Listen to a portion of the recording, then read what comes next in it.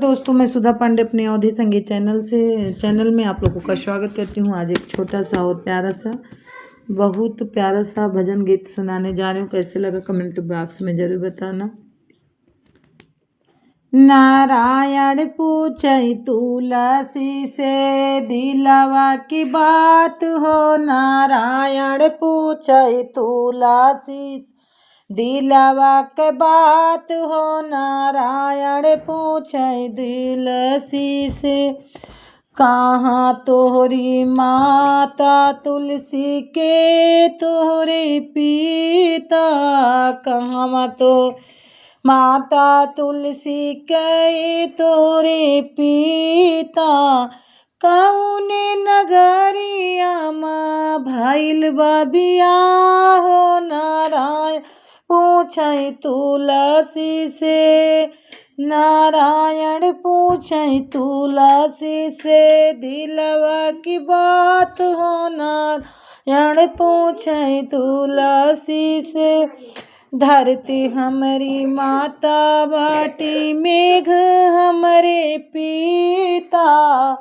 धरती हमरे माता हुई है मेघ हमरे पिता। गोकुला नगरिया माँ भइल बा बियाह हो। नारायण पूछई तुलसी से। नारायण पूछई तुलसी से दिलवा के बात हो। नारायण पूछई तुलसी से कहाँ तोहरा नैहर तुलसी कहाँ तोहरा सासुर। कहाँ तोहरा नैहर तुलसी कहाँ तोहरा सासुर।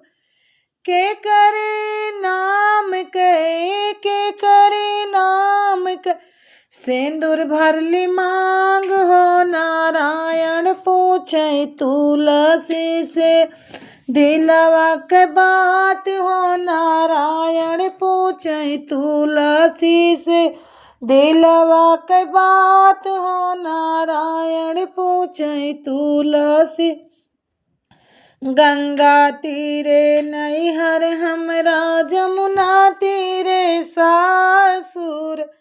गंगा तीरे नैहर हमरा जमुना तीरे सासुर।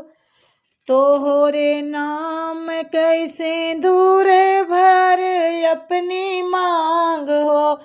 तोहरे नाम कैसे दूर भरी अपनी मांग हो। नारायण पूछई तुलसी से दिलवा के बात हो। नारायण पूछई तुलसी से।